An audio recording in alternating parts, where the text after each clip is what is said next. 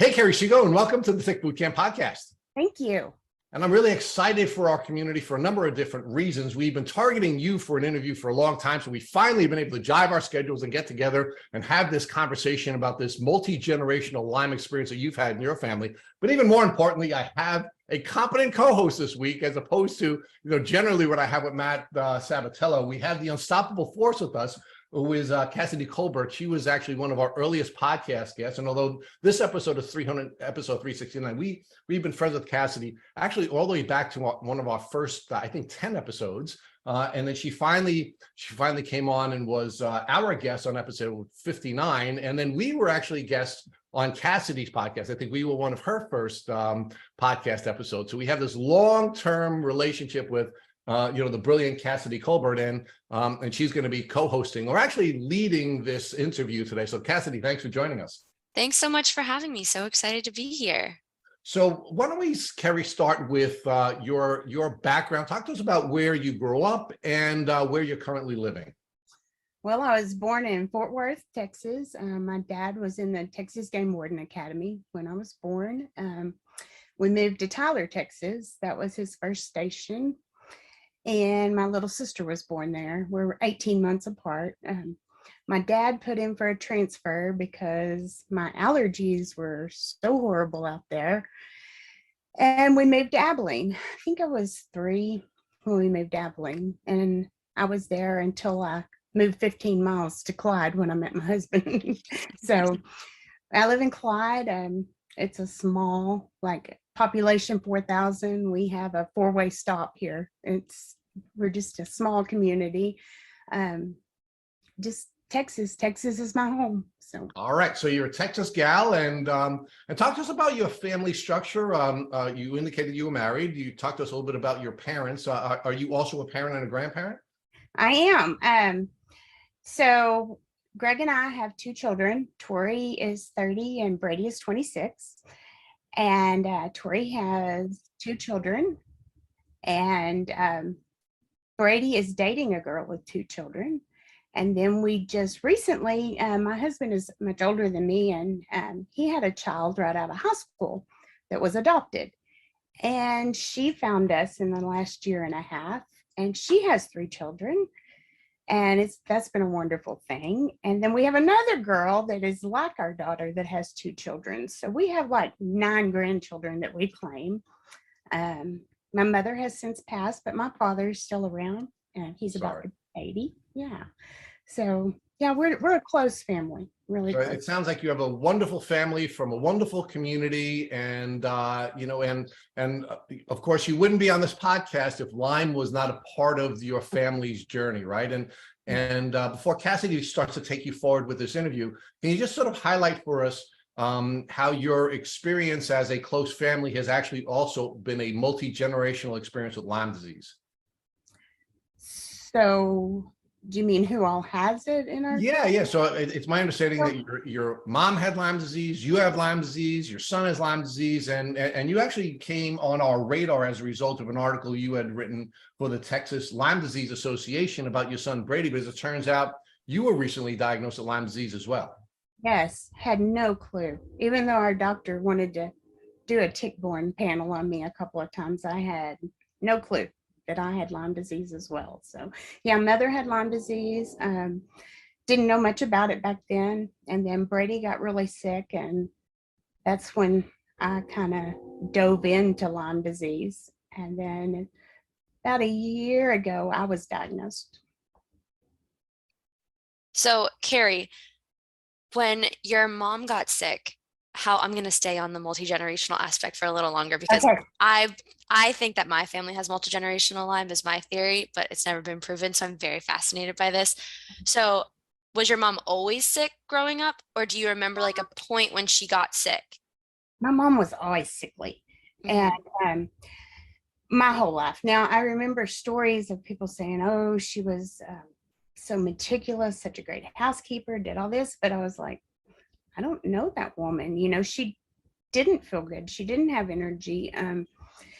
I do remember her getting a bite on her leg, and what I think was probably a bullseye rash. later on, right before she was diagnosed with fibromyalgia. And then it kind of went from there. But I think she had it for a very long time because Yeah. I got it. So, That the fibromyalgia thing pops up yeah, here we pops go. up for everyone, doesn't it? Yes. So we'll come back to the multi-generational because I want to set the stage a little bit more. But growing up in Texas, what did you like to do? What did Kerri like to do? What did Kerri hope to do in her life? What has Kerri done in her life? Well, we lived out in the country, so it was just my sister and I most of the time. We played and we went to school. We were latchkey kids, but we didn't know it. Mom and Dad both worked, and just a close family. I was in sports up until high school. It was never really my thing. Very studious, very organized. In fact, the coaches would carry me with them on all the trips so I could organize their books and take care of things on, like that. But yeah, just a close family. We had like 2 TV channels most of my life, out in the country. We didn't know anything. We just played, That's awesome. So growing up when you were playing, I'm assuming outside most of the time, because why not when you're in Texas? Right. But were ticks a thing that you guys were aware of, or was it kind of a like, you just don't even worry about it? I remember picking them off the dog. It's disgusting, but not even really aware of it. My dad actually even carried a card in his wallet as a game warden, warning doctors to look for tick-borne and other diseases due to the nature. And I asked him the other day, I said, I don't remember you talking about Lyme. He's like, no, we never thought a thing about it, just never really, it's not thought of here like Yeah. in other places, In fact, they will tell you we don't have it, but we do. Yes, you do. You are living proof. Yes, I am. Generations worth of living proof, if you Yes. will. So now back to the generational thing, since I just said that, when you had children, since you had seen your mom kind of going through it a little bit, did you become aware of the ticks of any sort with Lyme? Like when your son got sick, how did that play into it? It really, I still didn't think much about it when she was going to a doctor in Fort Worth, and I'm assuming he was a naturopath or something because Dad said he could not do the antibiotic prescriptions. Mm-hmm. He's the one that diagnosed her. And then our doctor back home, because she couldn't do the herbals, they made her so sick, is the one that actually prescribed antibiotics. And I never thought a thing about it. I mean, she took the antibiotics. I didn't know what it was. She took the antibiotics. I assumed she was well. And so Dad didn't really play a part in me with Brady. Just never thought about it. Yeah. So Brady was how old when he started showing symptoms? He was 17. And you would have been? Oh gosh, I don't know. I'm 55 now. So 45-ish. Yeah, okay. Yeah, we'll go with that. So he was in high school, going into college. He was senior year in high school when he started showing symptoms. My husband came down with the flu. And Brady, back then, I did flu shots for Brady and I. I do not do that now. But anyway, we had both had that. And we both got sick. But he got really sick and kept getting sick. And so he recovered from that, got a sinus infection, kind of recovered from that. And then he just got really sick and started taking him to doctors, and they thought he had flu and strep, tested negative for both, but they treated him for both. A week later, still not better. Then I started noticing, this weight loss he's been having is getting out of control. His hair is falling out. His fingernails are falling off. He looks terrible, and I started telling Greg more is going on. Take him to the doctor again. And they thought his lymph nodes were all enlarged, and she said he may have lymphoma. We'll get you to the right place, and they started all this testing, and his blood work was all out of whack, his liver, his platelets, I mean, everything. But everything would come back negative. So then the doctor decided to drug test him. Oh, God. Yeah, I know, right? And I mean, I'm just starting to go crazy going, something is wrong with my kid. I start staying up all night, and I have no energy. I'm a tired person. It's been that way all my life, but I'm staying up all night researching. And my girlfriend said, what about Lyme disease? And so she had in-laws from Connecticut. So I researched that, it's like flu-like symptoms, and this no, that's not what he has, but I couldn't let go of it. I Yep. mean, I could not let go of it. And then I came across chronic Lyme, and, I printed off this huge list of symptoms. It wasn't the Horowitz checklist, but something I found somewhere else. And the next morning I'm like, okay, highlight everything you have on here. Well, whoa, way more was going on with him than I even knew. And so I immediately jumped on the portal, and I'm like, I want you to test him for Lyme disease. Mm-hmm. So we go in, and they ran more tests, and those tests came back, but nothing about the Lyme. And I said, what about the Lyme disease? And she goes, well, honestly, I don't even know if I got that test ran or not. I just hand wrote it in because we don't run that. We don't know what it is. And I'm like, great. Here we go. Nothing. Then I guess it was about a week later, it was on St. Patrick's Day in 2015, received a phone call, and she said, Kerri, you were right. She had done the Western blot, and it came back positive. Wow. All in some doxycycline, which he had been on before. They put him on that due to different antibiotic allergies and stuff. So I think in all he had about 34 days of doxycycline. But other scary stuff happened in between, and kind of landed us in the ER. The school called me, and he had lost his vision. His left side had gone numb. He was just had a terrible headache, and so they put me on the phone with Brady, and he's like, it's kind of past, Mom. I'm fine. I'll be okay. And I was like, do you want me to come get you? No, I'm fine. I'll be okay. Well, I'm scared to death. Get off the phone. The secretary, like, this is a small town. We all know everybody. And she calls me back and says, Kerri, he's not okay. I think he needs to go to the hospital. So we took him there, and I told him, all these tests we had done, and that was before the Lyme disease test had come back. And Okay. I did mention Lyme, but they decided he just had migraines and gave him hydrocodone and sent him home. And I was like, no, that does not work for me. He's never had a headache. I mean, the kid, what do you mean? Now Brady was like me in that he had severe allergy and sinus issues his whole life. But other than that, don't give my kid hydrocodone and send him home and say, that's it. So. Yep. You're a good warrior mama. Remind me of Aw. my mom. Always putting your babies first. I love it. That was a But full-time job. yes. So you experienced all that. You had already experienced everything with your mom. You experienced things with Brady. Tell us about when your Lyme symptoms started coming up, when you finally realized that it was Lyme symptoms, because it's sounding like maybe you had some things throughout your life too. Well, yeah, I had a lot of female problems. In fact, they did a partial hysterectomy. They wouldn't take my ovaries. Yeah, here we I go. just had one in October. Best thing ever, right? Really was. Yeah, my sister said, aren't you sad you won't have any more children? I'm like, girlfriend, what are you talking about? No, I'm not sad. Severe allergies, nosebleeds, sinus issues, my whole life.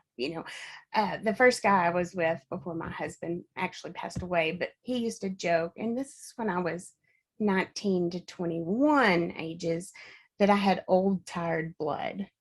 And my husband kind of adopted that and said he was right. You have old tired blood. I was just always tired my whole life. Yep. I would sleep a lot. a whole lot. My dad said when I was little, I would run kids out of my room if they had company over 8 o'clock and say, it's my bedtime, you got to go home. You know, it was like, shoo, it's my bedtime. So anyway, so that's my backstory. And then came COVID, and I've had it several times, and I just kept going downhill, just kept getting sick. The fatigue set in, like pregnancy fatigue. I mean, just fatigue, headaches, spaciness. I just didn't know what was wrong with me. So I had my monthly appointment with my chiropractor, who is a lovely girl that I love. And actually, I told her back when she was having problems after her second child that you have Lyme disease. Mhm. I was right. So she had got more into everything, and she was muscle testing now. And I said, sometime I want you to muscle test me. Something's going on. Well, I was thinking EBV. Brady and I both had mono. Like both of us had pretty bad cases of mono. And I was thinking maybe that's flaring or something, you know. So she said, we'll do it now. And she muscle tested me, and she's like, Kerri, you have Lyme disease. She said Lyme, babesia, and viruses were what was coming up, Lyme being the top. I'm like, no way. Yeah. And she ordered the Vibrant Labs for me. And of course, I do. I have Lyme, babesia, Bartonella, I mean, you name it. And I had already started going to Brady's LLMD in Marble Falls. She's a lovely woman. We love and adore her. But through this, I kind of went through menopause, blaming everything on menopause. And then they discovered I had thyroid issues. By the time I got to her, you have adrenal issues, you know. And she said, we may want to get a tick-borne panel on you. And I'm like, no, I'm just tired. I'm stressed out. Brady's ordeal just, you know, took me through the ringer. Mm-hmm. Like, okay. Well, she mentioned it a couple of times, and I never, but she was right, of course. Of course. So I want to go back to the muscle testing, just in case there are people who don't fully understand muscle testing. I was actually with some fellow Lyme people last week, and we were all talking about that because 2 of us had been diagnosed via muscle testing at one point or another. And I forget that people don't actually know muscle testing sometimes. So can you explain what muscle testing is for people? Well, she holds these vials up to you, and then she like has you hold your hand out, and depending on your resistance. And I did not know what the vials contained or anything. I mean, I was just blown away. I had been interested in muscle testing when Brady was sick, but I didn't know anyone that did it at the time. And I thought, well, he's just not going to go for this at all, you know. But everything she has ever said has been spot on. I mean, spot on. And she said, you can confirm it through testing if you want, or you can save your money for treatment. Well, I couldn't stand it. I had to, you know, do the blood work and confirm it, but everything has been spot on. So That's crazy. I full-heartedly believe in all of that. oh, So I do too. I love it. That's how we actually got my dad to fully believe that I had Lyme. Was he came with me to a muscle testing appointment, and the doctor, I had my arm out and he was testing me with the vials, and my arm was going down, of course. And my dad was looking a little bit just like, this is a bunch of BS. And Right. so the doctor saw it, and he made my dad stand up, had my dad hold his arm out and had him do it. My dad's arm didn't move at all. Then he just had my dad touch my shoulder, and he did it again, and his arm went whoop all the way down. And he was like, my dad was in shock. So muscle testing, it works. It does. You know, I think you have to have the right person doing it, you know, and I think you have to believe a little bit too. Yep. You know. Yep. I will get to actually we'll go to it right now, treatment wise. But I did all of the treatments. I did Western medicine, and now I'm in more of the holistic Eastern medicine, herbals and things. And I full-heartedly believe that you have to believe in whatever treatment you are going to do for it to work, the mind is so important. But so how did you first get treated, and what is your treatment like now? My treatment, of course, we kind of went off what had worked with Brady too, because he and I are so much alike. But she started me, so I went, of course, I was already a patient of his doctor in Marble Falls, and she started me on the Beyond Balance drops. Nobody was thinking I was going to have a hard time. In fact, I kind of, even when I answered y'all's questionnaire, was like, no big deal, I'm fine. Well, Lyme and Company said, hold my beer and watch this, you know. So I had a really tough time with the Beyond Balance drops. It started out fine, but then within a couple of months on them, the brain fog, the head pressure, it was horrible. And I went to my chiropractic appointment, and she said, you've got to stop this. And I said, no, it means it's doing good, you know. And she said, look at you, you're not doing yourself any good, you know. I was just trying to push through everything, but we didn't think I'd have problems because I had adopted so many of the lifestyle practices. Like, I was gluten-free, I was very low sugar, I was exercising, detox baths, I did castor oil packs. I had bought a very expensive PEMF unit when Brady was sick, and I used it daily. You know, my detox pathways should be open and doing good, you know, and I didn't expect anything. So we stopped that, kind of let all that wash and let me get back on my feet. I hadn't gone back to my LLMD yet, and I was kind of doing cell core products through muscle testing at my chiropractor. Gotcha.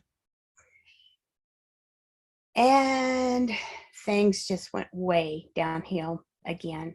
And I actually had some scary episodes. We went back to my LLMD, and she clinically diagnosed me with POTS and MCAS. Yeah, so I mean, just some really scary, and it would have been even scarier had I not been in this community so long, you know. But I had some episodes where I went down, I called my daughter, thank God she lives here too, and her and the boys would come running, you know, on my episodes and take care of me. So she made me, she said, we poked the bear, you know, and we got to do some soothing therapies, get you calmed down. And by this point, my husband, who has been so supportive in all this, bless his heart, I feel so bad for him. You know, he never questioned if I said, this is how much this costs, this is what we're doing for Brady. He's like, you're the one researching it, go. You know, so now he's putting up with me too. He said, why are you not doing weekly ozone like you did with Brady? And I said, well, because I can't travel that far, because I took him every day, every week for a year and a half. You know, it was over 300 miles round trip, and we'd go every Monday for IV ozone. And I'd go, once he was in college, I'd go pick him up at Tarleton, then we'd go to Marble Falls, back to Tarleton, back to Clyde, you know. You're amazing. So, thank you. And he said, well, can't you do that in Abilene now, which is just 15 miles west of him? And I go, you know what? I think you're right. Yeah, I can. So I asked my doctor about it, and she said, yes, once it calms down. And I was talking about doing hyperbaric oxygen too. And she said, I think that would be great for you. And we've started, I let everything calm down. I guess in April, I started doing weekly ozone. I do hyperbaric oxygen a couple of times a week, and I'm on methylene blue. Okay. And the other thing, I'll tell you one thing that has been so amazing for me, and I would do it every week if I could afford it, but lymphatic drainage massage. I remembered how much it had helped Brady. I have my best days or few days after one of those, and that's just been really helpful for me. Yeah, so important. I just had my first ever lymphatic drainage massage last month, and it was life-changing for me. So It really is. Like, I'm serious. the money adds up quickly, but that's one thing I wish I could do more often. I do it usually monthly. So. Yeah. So you just mentioned a bunch of different treatments, and for me, I consider detoxing a form of treatment. I'm curious, which one do you think worked the least, and which one do you think has been the most helpful thus far? I think you just kind of said lymphatic drainage. Yeah, lymphatic drainage, ozone. After I have that, I have good days. I'll sleep really good that night, which sleep is sometimes an issue. And Brady had severe insomnia, and Mhm. every time we'd get his IV ozone, we'd jump in the car, he'd pass out, and he'd sleep good that night. That's been helpful. Although I will say, like the next day, I have to be sure and time my binders and everything, because I've learned if I don't, that I've probably stirred up stuff and I'm in a herx from Yep. it. Yeah, it's hard to say because I'm still having, like, I just went through a few weeks ago, like 10 days that were good, really good. I thought, well, I'm gonna exercise. I kept the grandkids, went out for my birthday, all kinds of stuff, and boom, flat on my butt. I mean, just, it's hard to say what is or isn't working, but at this point, I'm committed to the oxidative therapies, and Mhm. not committed to a point that if I don't see improvement, that I'm going to stick with it no matter what. But I remember ozone being a game changer for Brady. And when I say that, it's, how when someone dies and you're close to them, well, at Christmas, you'll think, oh, they were here with me last year or something. That's how it was kind of in reverse with Brady. We're big hunters and stuff. Well, I get to cook, everybody else hunts. And we'd go to the farm. Well, he would just, when he was sick, he would lay on the couch, not get up for the hunts. He was pale, he was lifeless. And I mean, Greg and I both would just be in tears, this was not our son. Well, the next hunting season, and we're talking probably 8 months into ozone at that point, he was up for the morning hunt and ready to, and we're like, wait a minute, something is happening here. So it wasn't like every week he got ozone and you went, oh my gosh, he's better. It wasn't like that. It was like from one event to the next, you saw that he had made progress. Improvements. Yeah. Yeah. That's awesome. And so was he also doing the lymphatic drainage, or is that something that you started to do on your No, own? he was. I've played off him a whole bunch. Hey, you have to learn. I know, right? But yes, I was a friend of mine, but she was about an hour and a half away from here, did lymphatic drainage at that time. And so I would load him up, take him west instead of south, we'd go do that. And he would hurts afterwards.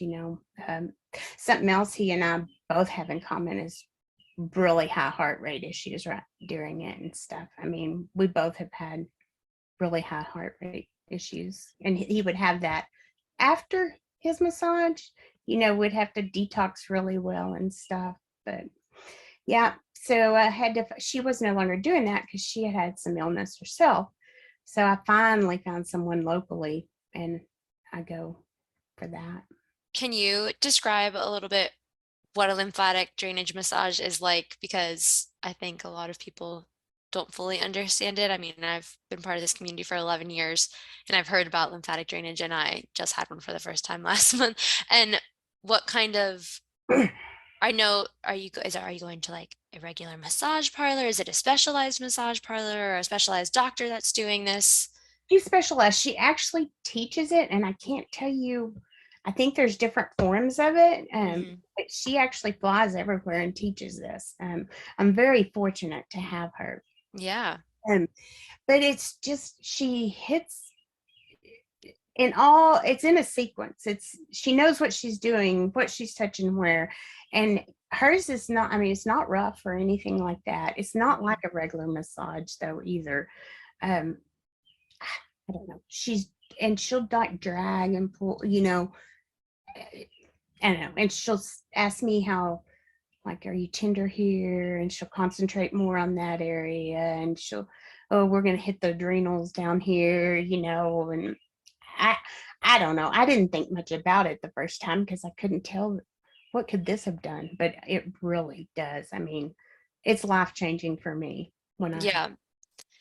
From my understanding, it's you have a bunch, your body has the lymph system all over, like you were talking about Mhm, with Brady's had been really swollen. And so they try to pull the mhm. stagnant energy and blood flow and everything to those areas. And like you said, it's in a special sequence. And dry brushing is a form I do of that. lymph, like moving the lymph system around. And also gua sha, that's like the Chinese medicine version of like the lymphatic massage kind of. It's the tool that they use to move it through the lymph system as Right. well as what something that I've used, but I haven't used that. I'll have to look into works. that one. Yeah, it's good. It works.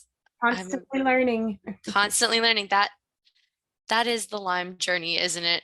It is. It is. You just, and what works for one person may not work for another. No, right. Yeah, that's the weird thing about it is when you try to help somebody, you don't even know where to begin because you don't know what's going to work for them. And yeah, it's hard. It's really hard. Yeah, that leads me to a question that I love to ask people because I think it's so important because like you said, like this journey can be so hard and so daunting and scary at moments, like especially, but what part of the Lyme journey that you have been so far with, okay, I changed my mind. I'm gonna make it a two-parter question. Okay. What part of your personal Lyme journey, like just you being sick, has been beautiful and taught you about like yourself? Like what has it taught you about yourself in the world? And then the part two is what has your generational family Lyme disease journey taught you? Well, I'm in the throes of mine. So um it's kind of hard to find the beauty of it right now, but I know it's there and I know it will. Um it's taught me to slow down. I've I just can't right now. I can't just go like I did. Um, it's taught me to focus on God and family more. Um, Brady's Brady's was really hard, um, but it taught me unanswered prayers are sometimes your biggest blessings. When we had the infectious disease doctor deny his Lyme test and turn him loose and everything, I was so angry. I I actually filed on him with the medical board for not treating my son. Everything was there laid out in front of him, and he knew it. He said maybe in another 5 years with different testing. My kid didn't have 5 years. But we found, so I contacted Allied. Well, I cried for 24 hours, pulled up my big girl panties, and contacted Allied. And they gave me about 5 names in a 500-mile radius of doctors. And one of them's last name was Offit. And I'd gone to school with an Offit. I was like, this is strange. So I contacted him and he's like, that's my wife. Get him here. If we had not been denied, which I found I completely dropped and got off of that with the doctor that denied us. If we had not been denied treatment, we would not have gone to a place that was so beautiful, wonderful, caring. She is integrative, but she does both. Mm-hmm. She prefers the more natural things. We wouldn't have learned how to eat and live. And my son, although he might have got well somewhere else, he wouldn't have learned the life habits, things. The kid grew up at McDonald's. Well, I would not let him touch it now. You know what I mean? We just didn't know better. And we just learned there's beautiful things. There's people that care. There's people that are going to help you. So yeah, That is the epitome of the Lyme community right there. There are it people who is. care and people who will support you. I Right. feel like we are so lucky to be part of this community. He That, really, yeah, you said something right there that I've been meaning to ask you the whole time we've been talking, because I'm just interested. So that is that, doctor, how you got into the more like holistic-y, earthy kind of, if you, my sister calls Yes, it granola-y lifestyle. Yeah. yeah. My friends call it my voodoo, Yeah. The hoodoo-y voodoo-y doctor. That's what I Yeah, call my yeah. doctor. But you know what they call me and say, I can't sleep. Do you have any voodoo? You know, they want Yeah. to know. Yeah. And it magically works for everyone too. And they're like, She I is. think. I just love and adore her. And she loved my kid. When we went to her, because when I found out about her, I said, Brady, I found a doctor. And he's like, no more doctors. And I said, no, I think this one's going to help you. And he said, Mom, this is the last one. And I can cry thinking about that, I mean, just medical trauma, all the Yep. way around. He loved her.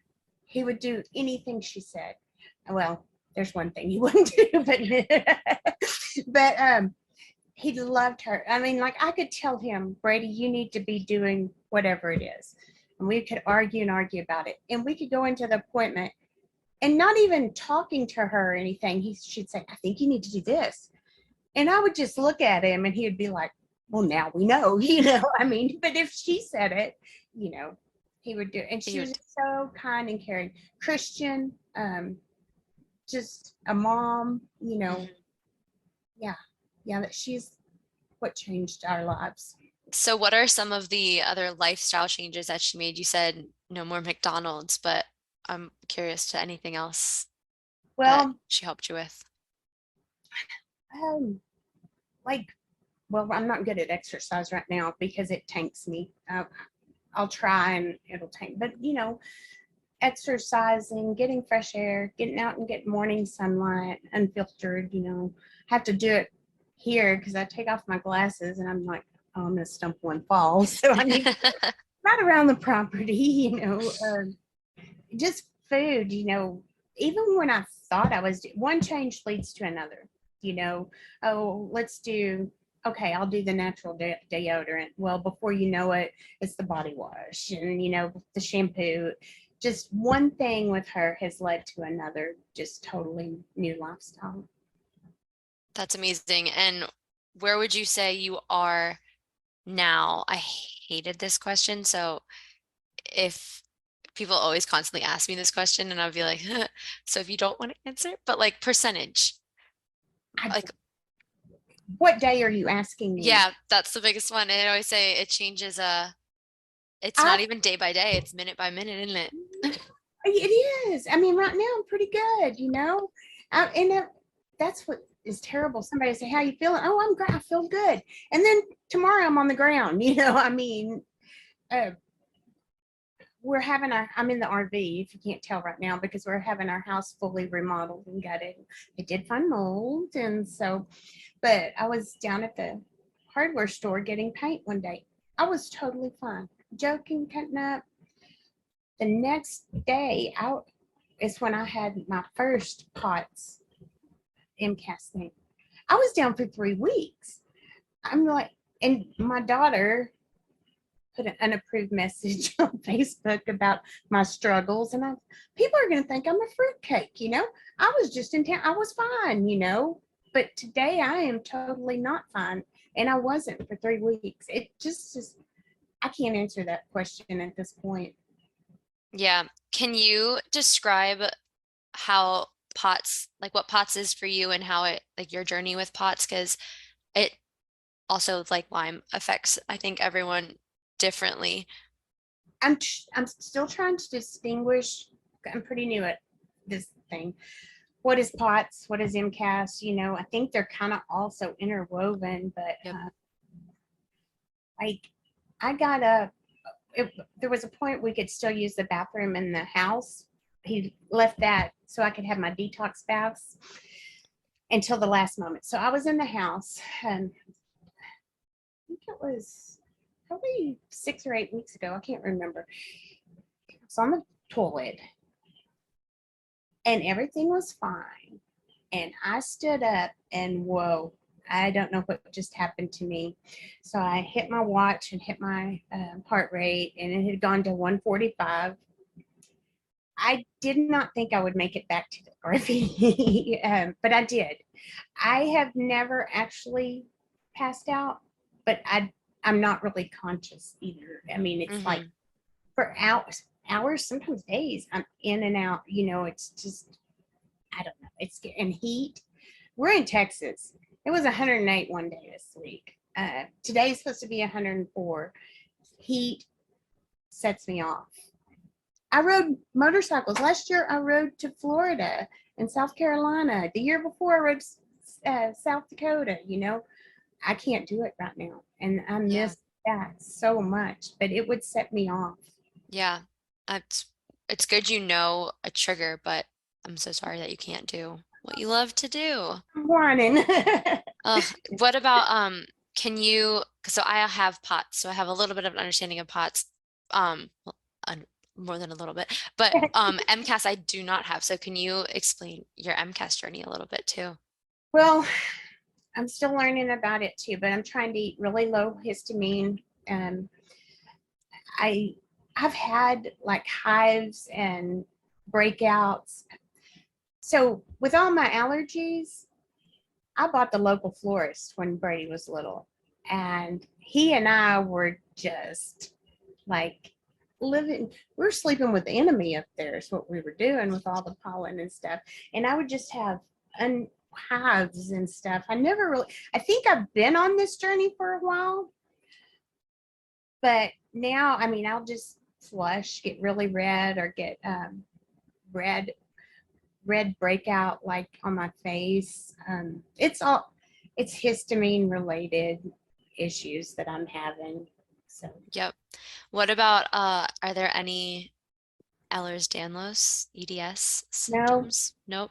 don't say that. Something will come up. Something to pop up. It is Yeah. Every commonly, time I think, oh, well, I'm so glad we didn't have to deal with that part of it. Well, here we go. here we go. Yeah, that was always me as well. You're like, oh, I don't have that one. And then the next week it's like, come on, man. I know, seriously.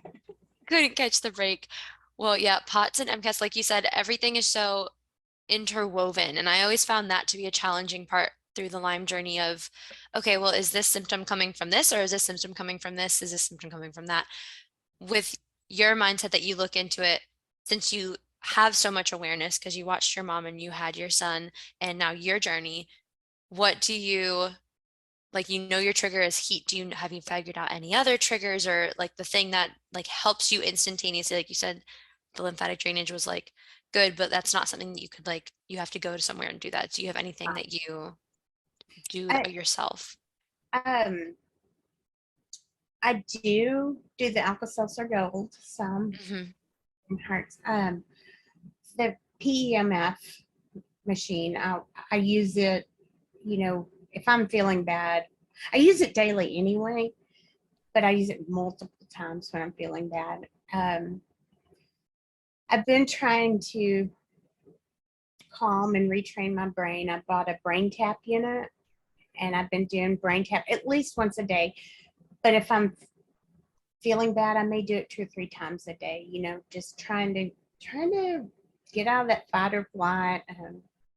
I'm also started EMDR. Hmm. Just trying to learn ways. The breathing, that's one thing. The breathing exercises do help. Yep. Yeah. It's so funny to me because it's always like breathing. I know how to do that. And then when you finally learn how to actually do like breathing exercises and things, it's a life changer. It It is. really is. And it And took a while. I think I stressed myself out more with it because of like the counting. I'd be counting too fast. I was like, what are you doing? You're not calming yourself down. You're making things worse. yeah, the fight or flight of it all, that like you just seem like you have so much knowledge. Like you're only, I say only, I don't mean that in like a you're only, but like 2 years into this, 3 years into this for yourself. Mhm. And I just like from my perspective, you're doing so great.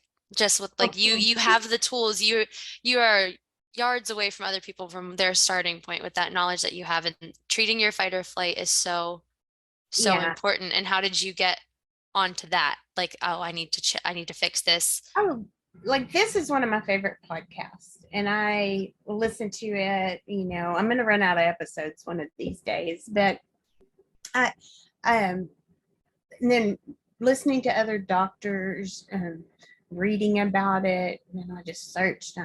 And actually, I found a therapist that I love, and she takes my insurance. Like, we don't hear that, whoop, whoop. Yeah, and that does not happen, with anything we do.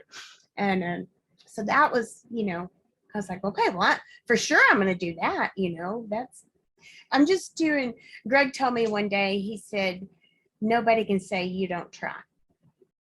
And he said, Brady didn't try so hard. Well, Brady didn't have to. He had me,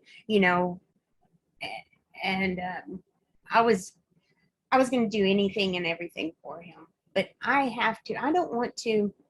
Greg is 12 and a half years older than me. We were living our best life, every year, riding, going somewhere new. And I don't want to slow that down. I don't want to take those years from him while he's, still capable and everything. I want to get better. I want to get back on living my life and stuff. So, yeah. I love it. I'm getting teary-eyed. I'm like, I know, me too. it's too early in the morning for this. I know, right? But you didn't give up for your son. You haven't given up for yourself, and you're doing all of the things that you need to be doing. And that leads me to like, how, now that you are in this community for yourself, you're already in it for your son and your mom. What are you being called to do with all of this knowledge that you are now learning in this experience that you're going through? I don't know yet. I mean, I know I see people I want to do something. I mean, it's funny, when I was diagnosed, I had never quit praying for a cure, praying for help, and praying, show me a way to advocate and help. I'm like, wait, this isn't what I meant. I know he's going to show me what I need to do. I know. And I see people all the time that I'm like, okay, wait, you have Lyme disease, but you can't just walk up to people and say, I don't know, I'll figure it out. Yes, you will. I have to have a little more energy and stuff for it, but I will figure it out. Take care of yourself first and then take on the world. That's right. That's right. A funny little tidbit. I also fully believe every person I see, I'm like, you have Lyme disease. I know, and right? my family always is like, Cassidy, you can't just say that to everyone. I'm like, I've never been wrong so far. I know, That's all right? I gotta say. I know. But you can't just go up to people and say, but then I feel guilty. But then it's so crazy, how do you introduce that world to them? Like, why? I feel guilty sending somebody down that rabbit hole too. Yes. Well, but let me add something, folks. I've been loving this interview, and I've been enjoying your conversation. But I do want to encourage you, and I want to encourage folks who are listening to this podcast and in this community to walk up to people who you believe have Lyme disease and share with them that you believe that they have Lyme disease. And I'm going to make that argument on two different levels. First level is we've actually learned to call Lyme disease the supermarket diagnosis disease because Phyllis Bedford, who was one of our guests a couple of months back, has argued that more people are diagnosed in the supermarket than they are in the doctor's office, right? Absolutely. 100%. So I think if we're going to do what it is that we're called to do as good people, if we notice that someone is suffering from a disease that they can begin to manage once they have a diagnosis, because you can't overcome a problem until you understand what the problem is, we have to approach people and we have to let them know that they have the disease. But even more importantly, it's more likely they're going to get diagnosed from somebody in the community than they are going to be in their doctor's office, right? So we really have to do that. But there's a second piece to this. And the second piece to this, I think, sort of like ties this podcast together is you're from a family, both of you are from families that have a multi-generational Lyme disease, right? And part of the reason why so many people in your families have been sick is because you didn't have the knowledge that you needed to protect yourself.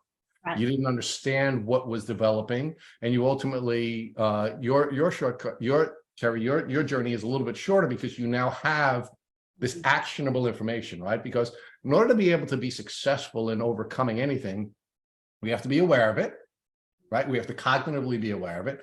We have to feel it, or we have to emotionally believe it. And then ultimately we have to take action, right? And we're not going to be able to take action until we get through that process of cognitive, emotional, and then physical action, right? So by now having the knowledge both of your families have, you can end this cycle of disease that's going from generation to generation to generation. But that only happens if you're aware. It has to begin with the awareness phase. So I want to encourage the two of you to do what it is that you're a little uncomfortable with doing, and that is walk up to somebody who has Lyme disease or you think have Lyme disease and say to them, I think you may have Lyme disease, and I think this is something you may want to focus on, because that's going to improve their life. And I have done that, and I have been right. And then, like Cassidy was saying, she has too, you know.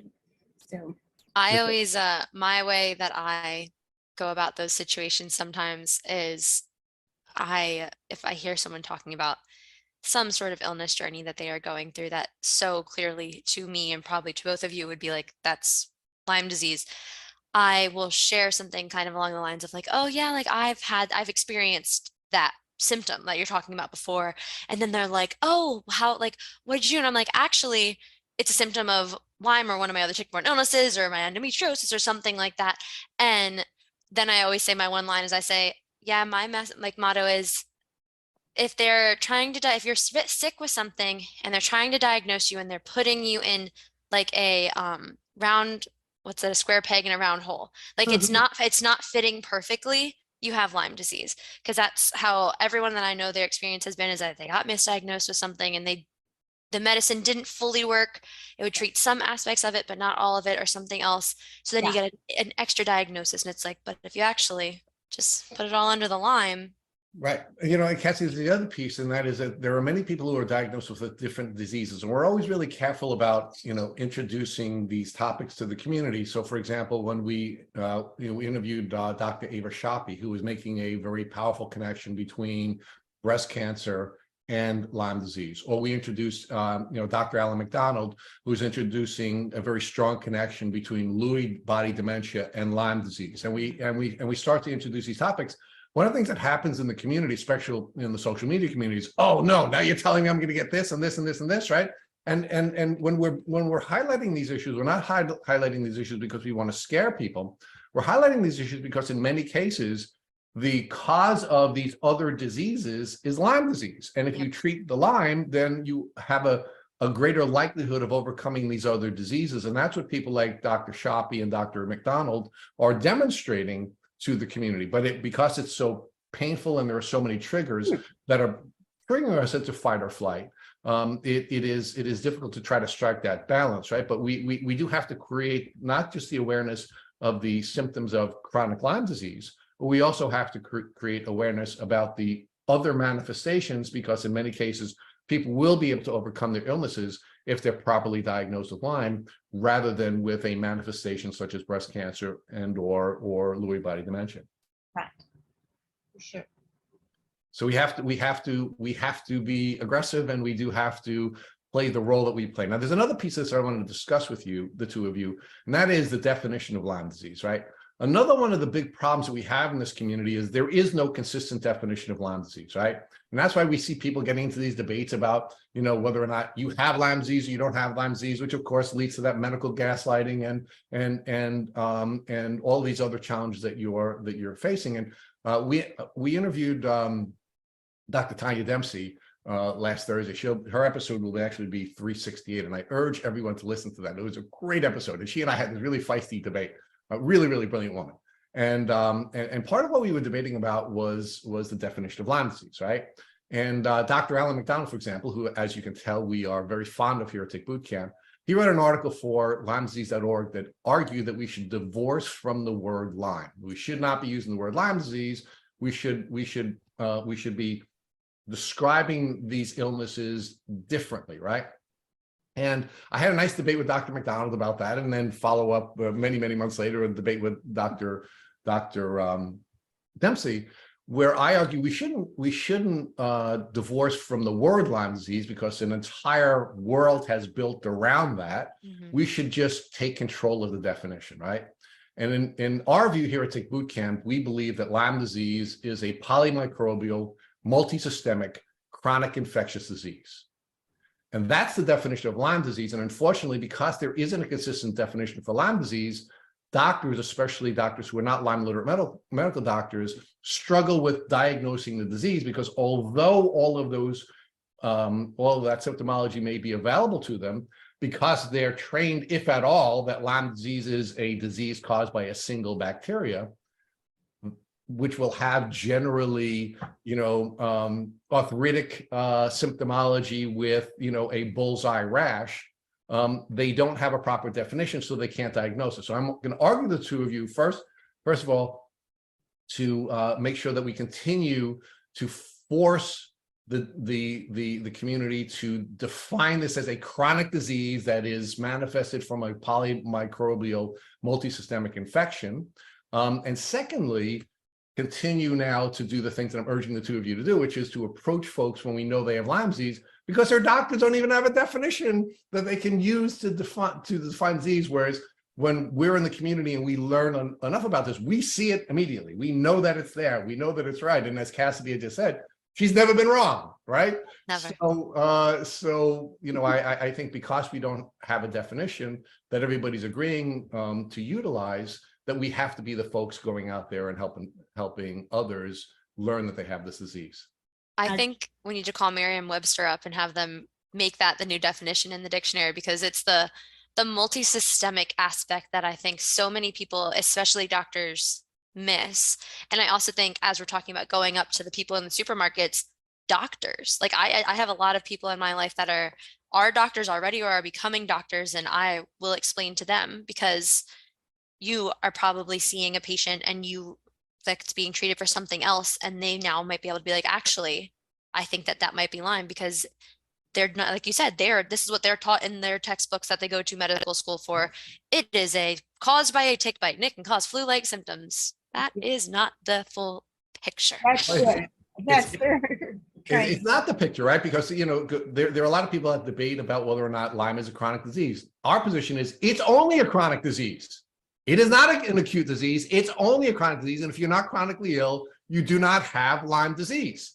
Yeah. You may have borreliosis, acute borreliosis, but you don't have Lyme disease, right? And that's the issue, right? And again, just to support, Cassidy, the argument you were just making, when we interviewed Dr. Dempsey, who's when I tell you, a brilliant human being, right? She went to Cornell University as an undergrad, Ivy League educated undergrad. She went to Johns Hopkins Medical School, one of the top medical schools in the country. She did her post-grad work at NYU. I mean, you're talking about somebody who's gone to the top schools in the world. She has a practice in upstate New York, and she's treating many people with Lyme disease. Is again a brilliant doctor.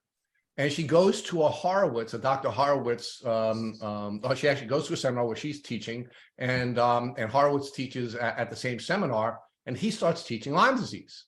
And then she approaches him and she says to him, "Hey, Dr. Horowitz, I think I may have many more people." And she gave some percentage of people, and he said, "No, almost all of your patients have Lyme disease." And that opened her eyes, and she went from not having the frameworks to see that these people had Lyme disease to then having her eyes open to having that framework. But unfortunately, she didn't have the educational experience that allowed her to even see that all these patients. Now she's one of the top LLMDs, certainly on the East Coast and maybe in the country, because she had now that that awakening from Dr. Horowitz, right? So, it is important for those of us who have, as you were just pointing out, Cassidy, who have this foundation, to make sure that we're also proselytizing to doctors, and we're letting the doctors know that whatever it is that you have been taught about Lyme disease, and it's probably very little, the definition is a polymicrobial, multisystemic, chronic infectious disease. And if they have that framework, just as a basic framework, they're more likely to be able to now see what it is that's there for them to see. But of course, remember, beliefs control what we can see or can't see. Then they're in a position where they can do a better job. So, Kerri, what are your thoughts about that? I agree. I agree. And I also want to say, I think more people have Lyme than not. Their systems are just managing it. And it's not just the Lyme. It's everything, you know, and it's when your system is overloaded, you know. Brady and I both were blood donors, both of us. And like I like to never got them to quit calling. Oh, we have Lyme. They just kept calling them more, you know. They don't know. They don't, you know. I just think it's way more common and than people realize. Yeah, and as climate change brings more ticks to more parts of the world, we are finding ourselves in a position where the endemic the endemic nature of this disease is affecting everyone, right? We did an interview with Dr. Bill Rawls, and one of the things he said to me during the interview, as a Long Islander, as a New Yorker who grew up on Long Island, he said, "I guarantee you that if we had a Lyme disease test that could accurately test for Lyme disease, more than 90% of the people in your community would have Lyme disease," right? And he's right. And we know that, right? Because when you live on Long Island and you've been bitten by ticks many, many times, and I guess I have been bitten by ticks more times than I could even count, you know, and that's everybody in our community, then we are all harboring, you know, these bacteria, these viruses, these protozoa, and in some cases our immune system can manage it, and in some cases our immune system can't, and when it can't, that's when we become chronically ill, right? So it is everywhere. It is everybody's coming in contact with it, and you know, the research I think is very clearly demonstrating, Kerri, as you had argued, that almost everyone has Lyme disease. The question really is, you know, whether it's going to ultimately spill over and the pot's going to boil over, again, to use Dr. Rawls's metaphor, and ultimately we become chronically ill, right? Right. Yep. I was just going to bring this up. So Rich, I'm glad you read my mind. About how, Kerri, you had said that you don't have ticks or Lyme in Texas. Yeah. And that's just like, so I grew up in Maryland and I'm on the East Coast, so it's more known, I think, here, but I grew up knowing people who had Lyme and like close family friends who had Lyme. The person that first gave me treatment was a friend of ours who is an ER doctor who had chronic Lyme. Her family all had chronic Lyme. And so I was lucky in that sense. But where you are, besides your mom, did you know of other people growing up with Lyme, or what is like in your community with the four-way stop? I also grew up in a small community. We have 2 stoplights, but like, were there more people that you knew growing up, or has it just been, as far as you know, your family? Not growing up, but since Brady was diagnosed, I've had a lot more people reaching out to me, and I've the community has grown. The people we know grows, and you hear more all the time. I will say, I wasn't involved with mom as much because I didn't know. I was one of those people that didn't know.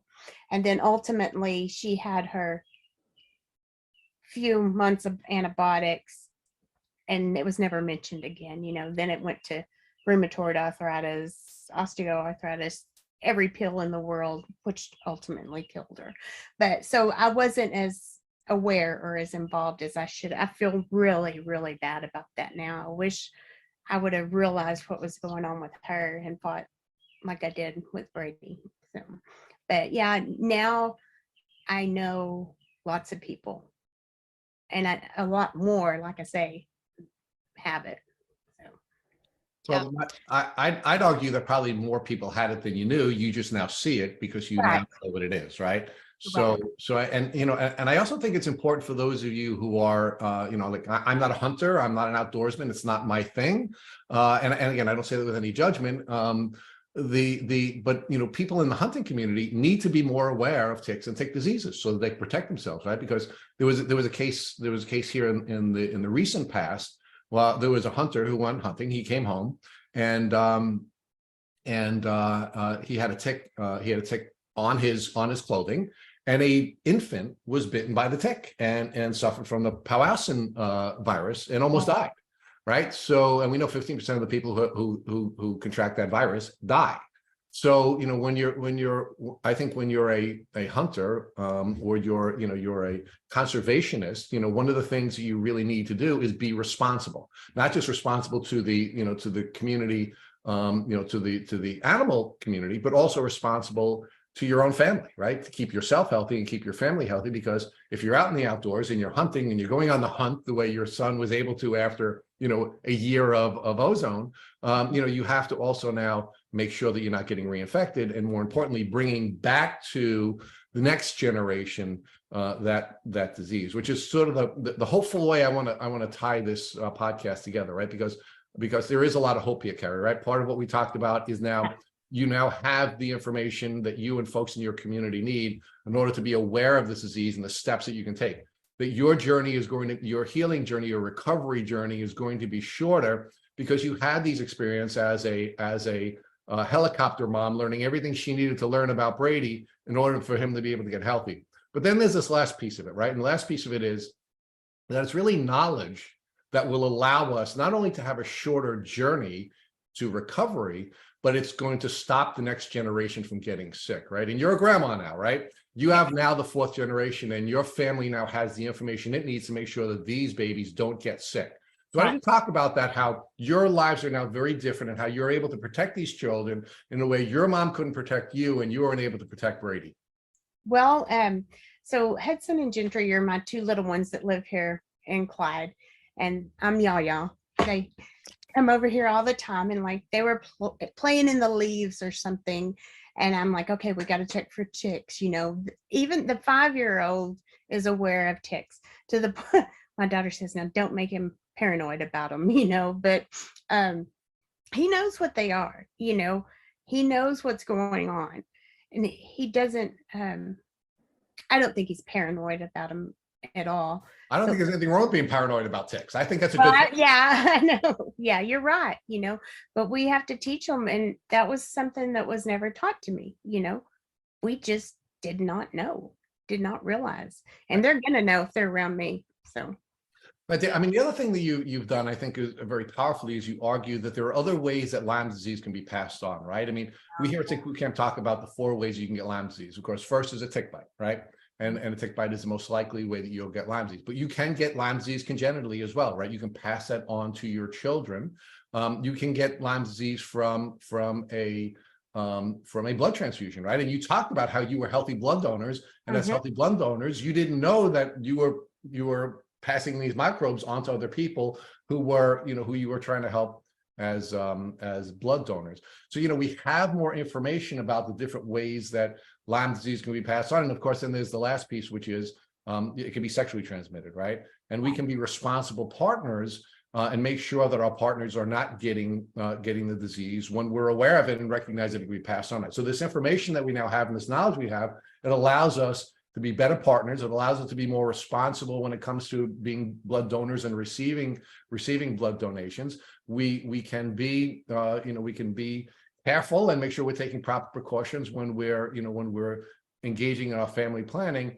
But most importantly, we can make sure that we're checking ourselves regularly. And one of the things, Kerri, that I will tell you, as the son of a helicopter parent who grew up in a tick endemic community, we've been dealing with ticks our entire lives, right? Right.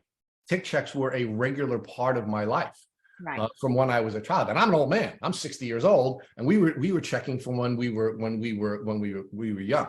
When you walked into my house as a child, there was a vat of Vaseline and a tweezer on a shelf when you walked in our house as a reminder that you need to check yourself, and we need to check our dogs and make sure we take them off. Now we now know that we shouldn't be using Vaseline, but quite frankly, despite that being a bad technique for removing ticks, it made us aware of the existence of ticks. It made us aware that we had to be checking. And Matt Sabatello calls me the tick magnet because I find ticks on me all the time. And what I argue to Matt is I'm not a tick magnet, I'm a tick checker. And because I had the experience that I had during my childhood, where we were dealing with ticks and we were checking with ticks all the time, I think it's the reason why I've never contracted Lyme disease, despite being bitten many, many times, because I find the ticks very, very quickly. Right. And I'm aware of them, and I'm paranoid about them, right? And again, I'll share one last piece with you, just again to support, the more inspirational part of this is how knowledge puts us in a position where we can break this pattern. Is I was at my sister's house last this weekend for Father's Day. And we have this tick endemic community. I was playing with a dog, and I walked over and I saw high grass where the ball had gone into.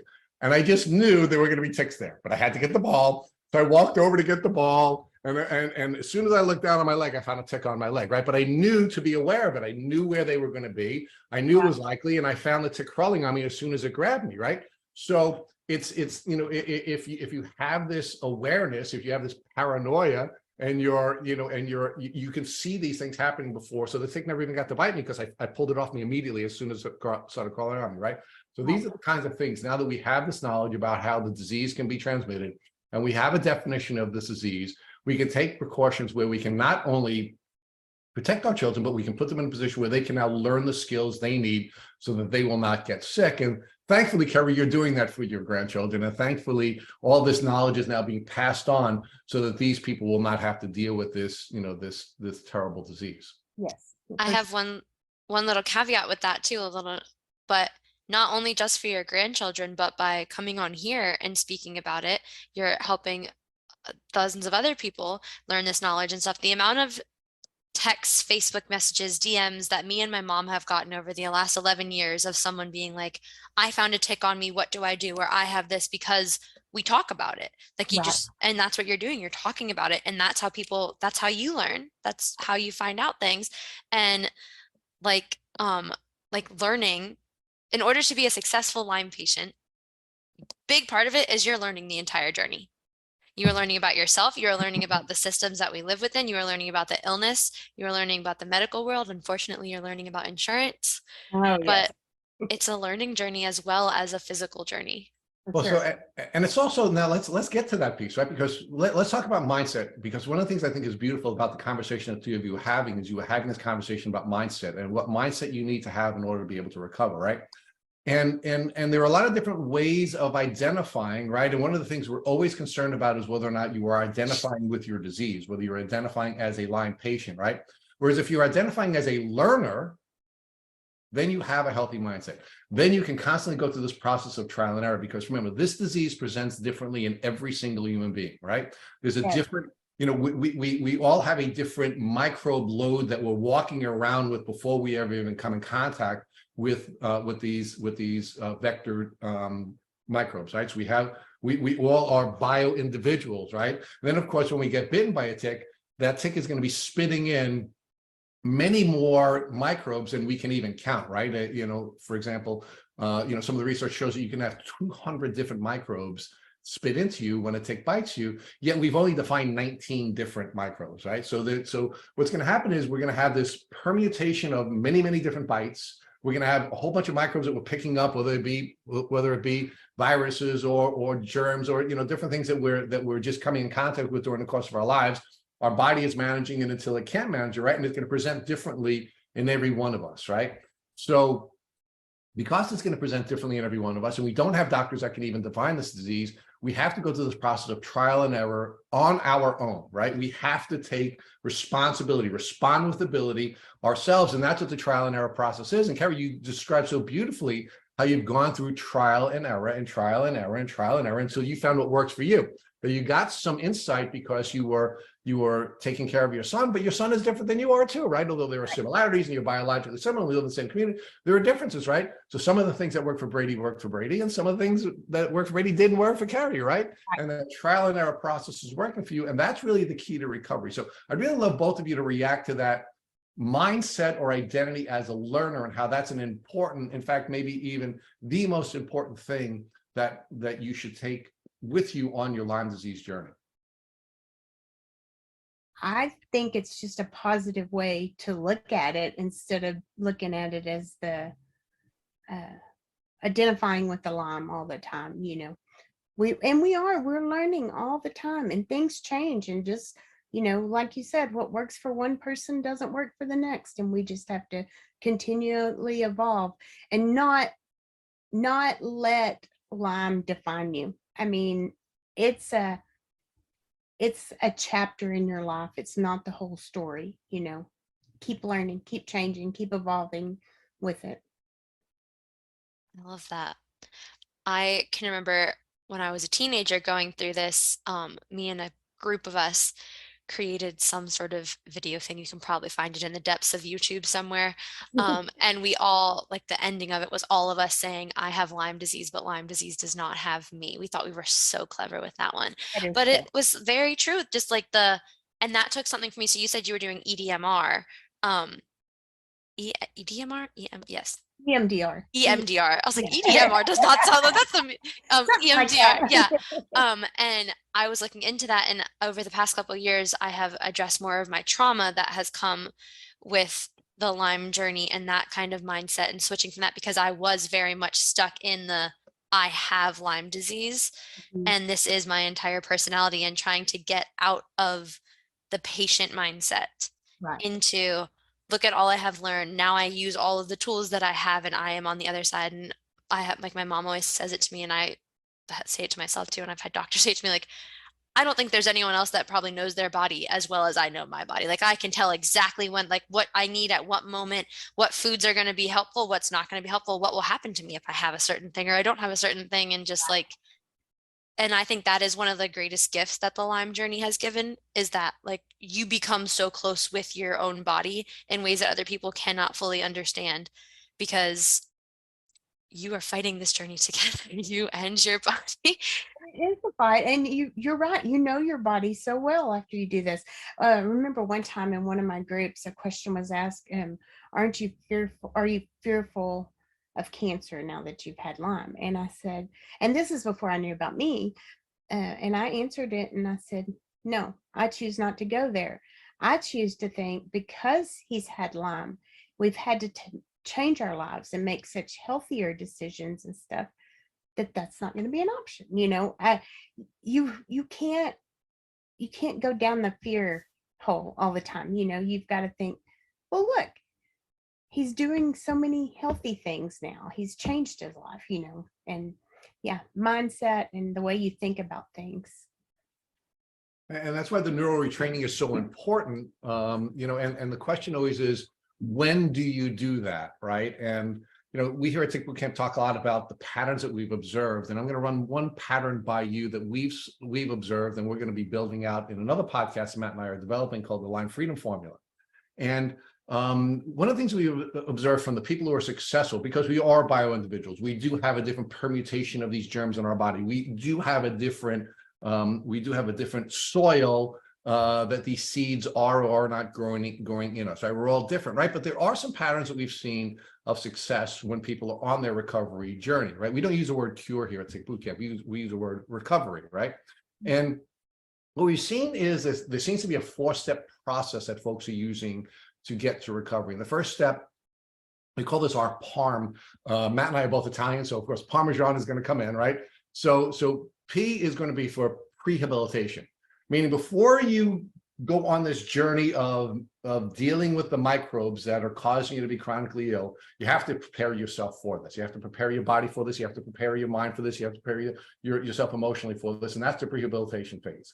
Then we see people going on a second phase, which we call the assist phase. We don't call that kill. We call this assist because we know our immune system has to win the battle. And what we do is we assist our immune system with various tools. Then we have our rehabilitation phase, where we're now going through this rehabilitation. And what we're finding is that neural retraining is generally most effective at that phase, the rehabilitation phase, but we now have to go through this neural retraining because we had this neurological system that was built in a way that served us while we were sick, but isn't serving us any longer, that we've now been able to we've been able to manage these microbes. And then we go, of course, into the maintenance phase, which is PARM, right? Rehabilitation, assist, rehab, and then maintain. Give me your thoughts about that framework that Matt and I are developing, and whether or not that's consistent with what you've seen in the community of folks who have had some success in recovering from this disease.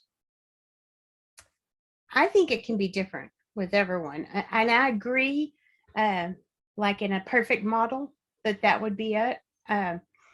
I myself have had several traumas that I have pushed down. I'm okay. I can do this, and I just kept putting them. I'm talking, over 30 years of some really bad stuff. And I decided I'm going to dive into it or I'm not going to get better. I mean, I felt like I need to go ahead and start tackling some of this now in order to get better. So I think in a perfect world, I like your sequence there. But then I think sometimes, like you say, we're bio-individual, we have different baggage. And so sometimes you just need to decide where that needs to come in for you too. For sure, for sure. So, one of the other things I wanted to talk to you about is risk, right? We talked about Lyme disease and the risks of Lyme disease, right? And General Stanley McChrystal wrote a book entitled The Risk. And what he said is risk is a formula. It's threat times vulnerability, right? And what we've seen on this podcast is that the risk of Lyme disease is increasing in part because the threat of coming in contact with the microbes is increasing, right? There are more ticks, they're in more places, there are more ways of it being passed on, whether it be congenitally or through sexual transmission or through blood transfusion, right? So the risk is increasing as a result of the threat increasing. But then we have this vulnerability piece, right? Which is you talked a little bit about, Kerri, about some of the lifestyle, either decisions we're making or cultural lifestyle issues that we're dealing with that are making us more vulnerable to becoming chronically ill, the pot boiling over because of our diet, because of the mold that we're coming in contact, because of all the chemicals we're coming in contact with, right? So it's a combination of these two different things, both the threat and the vulnerability. And the reason I'm raising this during this part of our conversation, Kerri, is because part of the vulnerability is trauma that we've not been managing, through the course of our lives. And that's a part of our terrain, right? It's not just our physical terrain with the microbes that we're harboring. It's not just the lifestyle decisions that we're making and the classic American diet where McDonald's is the meal of choice. But we also have we're living in a world where there is a lot of there are a lot of stresses, emotional stresses. And if we don't deal with those emotional stresses, our terrain is more likely to make us vulnerable to becoming chronically ill, right? So my argument to you is during the prehabilitation phase of this framework that we've had, it may look different for me because I may not have had the same emotional traumas that you've had, but it may be different from you. But I agree with you that it's something that we have to deal with from the standpoint of understanding that it's both the threat and the vulnerability coming together that's causing the pot boiling over and making us sick. So give me your reaction to that yes, each one of us is going to have a different terrain and each one of us is going to have different vulnerabilities. And do you think perhaps at the prehabilitation phase, it's important for us to understand, what kinds of things we have to deal with that made us vulnerable to the illness before we get to the phase where we're now trying to help our immune system kill these bugs? Yeah, I think that would be a great model to go by, understanding in the beginning, wait a minute, these are the steps, this is what made me where I am. But I'm going to tell you, with Brady, I didn't do that. I was like kill, I was in kill mode with him. I wish I knew then what I know now, because I don't have that just kill mindset at all. You've got to, the prehabilitation is, I think, very important, and sitting down saying, oh, what is my soup made of? Right. What's in my pot right here?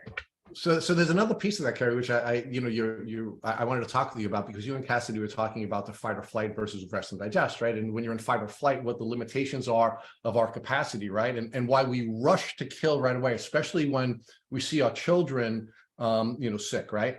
Because what happens is it becomes triggering, right? And what happens when we trigger from the rest and digest or the cognitive or executive functions of our brain to the fight or flight portions of our brain, we can only do 5 things. We can fight, flight, freeze, faint, fawn, right? And you were a mom.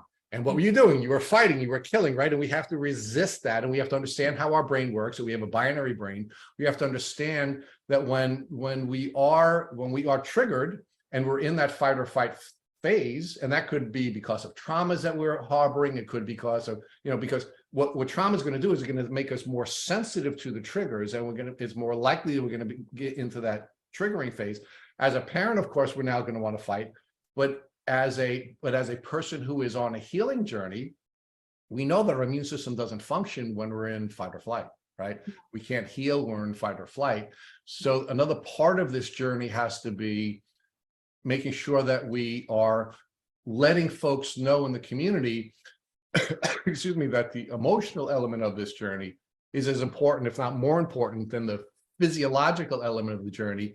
Because if you're not in a position where you understand you have a binary brain, you don't understand that you can be triggered into fight or flight, and that your triggers are much more sensitive when you have bugs in your brain, when you're suffering from medical gaslighting, when you're suffering from doctors who don't have the capacity to keep their promise, which is, remember, medical community promises, we come in, they'll diagnose us, they'll give us a pill and make us better, and it's a lie, right? So when we suffer all those traumas in this experience, and then we're carrying all those other traumas that we had during the course of our lives with us, we almost have this hair trigger into fight or flight, which then puts us in a position where we then can't heal, right? Because we're absolutely. And I was so there, from fighting doctors and bugs and the system, it was just, I lived in fight or flight, and people, I almost felt like a Munchausen mom or something,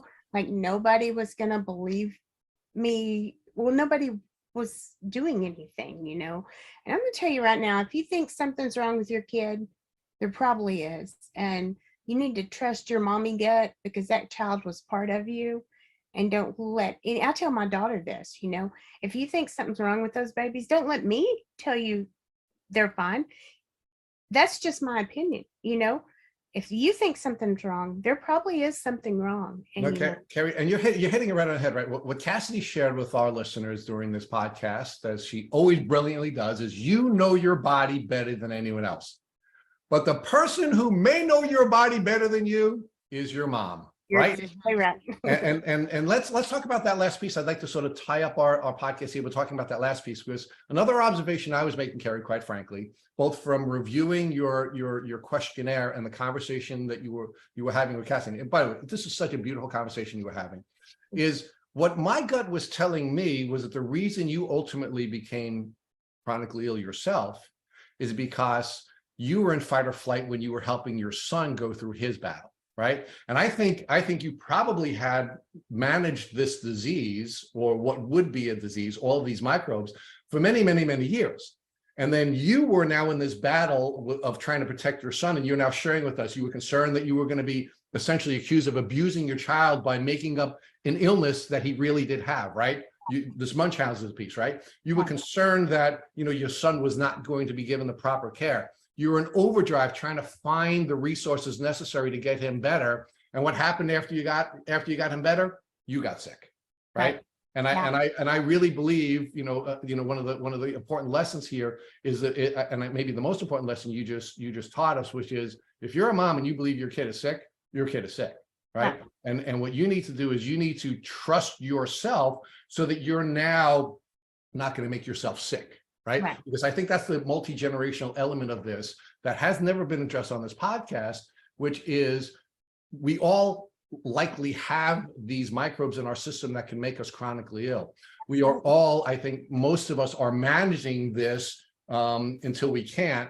And one of the things that will put you in a position of not being able to manage this, if you're a Lyme mom, is that you are in constant fight or flight, because everybody's causing you to doubt whether or not your gut is right, and you can't allow people to do that, right? It's not good for the children. But I'm going to argue, most importantly, go back to the metaphor of when you're on the plane, you have to put the air on your face first before you put it on the child, right? Kerri, I forgot about that. yeah. So we can't forget about that, right? Because this is where you are. And now another one of the things that, again, I want to argue to you, right? Another thing that's happening in your mind that I observed with you is you're now starting to feel some wife guilt, right? My husband is 12 years older than me. He's got to be able to enjoy the rest of his life. I've got to get better. No. Your husband's okay, Kerri. Your husband's okay. What Kerri needs to do is focus on Kerri. And what Kerri needs to do is make sure that she goes through her recovery. And what Kerri needs to do is make sure that her mindset stays in that learning environment, out of fight or flight, where your body can recover, go through your neuro retraining and stay focused on getting you better. And guess what? Then everyone will be okay. You're right. You're right about that. Yeah. Thank you for saying that. You blessed us with this really beautiful podcast, and I am so blessed to have met you, and we are so blessed to have you on here today. And and I'm really blessed to have been more of a witness to this beautiful conversation you and Cassidy had. It's not a surprise to me that this was going to be a brilliant podcast with the brilliant Cassidy Colbert, not Colbert. Yes, and he's wonderful. always blesses us. So is there anything that either one of you would like to share with our listeners before we wind down this this beautiful podcast? Cassidy? I just wanted to say, I already said it to you before, Kerri. I think you are a super mom. I think you are just a superhuman in general too. And like Rich said, I've been in this journey for 11 years, and that guilt mindset pops up, and kind of how you all were just talking about the mindset and how everyone has different, the framework can work, but it also something can trigger it and you get back into that fight or flight. I had just realized that I was in fight or flight for like 3 months a few months ago, and then I was like, "Whoop!" I mean, once I noticed that, it's like someone just like said one thing to me, and I was like, "Yep, that's what I've been doing for the last 3 months," and but I had the tools in place, so getting my body back to back to regulation was so much quicker. So just continue to build your toolbox. I always have, we all have a Lyme toolbox. Yes, and all this knowledge, the Tick Bootcamp podcast is front and center in that toolbox. But using all the knowledge that is out there, using the support system, the Lyme community is like no other community. I think, like I said, we are very lucky to be part of this community. I agree. We're blessed, and we're blessed with this podcast. I learn a whole lot. It makes you not feel so lonely too, when you get to hear. And every one of them has positives in it. So we just got to keep on with that. And this one has a ton of positives, so I'm really excited for folks to listen to this. And one of the things that Cassidy has said to you that is that dozens of people are going to learn from you. As it turns out, thousands of people are going to learn from you, because we're getting on average 50,000 downloads per episode. So be prepared for your beautiful story to be heard by people all around the world, and all of the really cool things that you've learned as a mom with Lyme, as a child with Lyme, and now as a person who is managing her own recovery with Lyme. You're going to be helping other people in this world. And the mindset that I urge everyone to have is that of a learner servant, where we are serving other people in this community, and we're serving other people the way God made us to serve. And we are constantly having a mindset where we are learning, so we're not triggered into fight or flight, and it's helping us on our recovery. So again, I thank you, Kerri, for joining us, and of course, as always, Cassidy Colbert for taking time out of her really busy schedule to join us here on Tick Bootcamp. Thank you both. Thank you.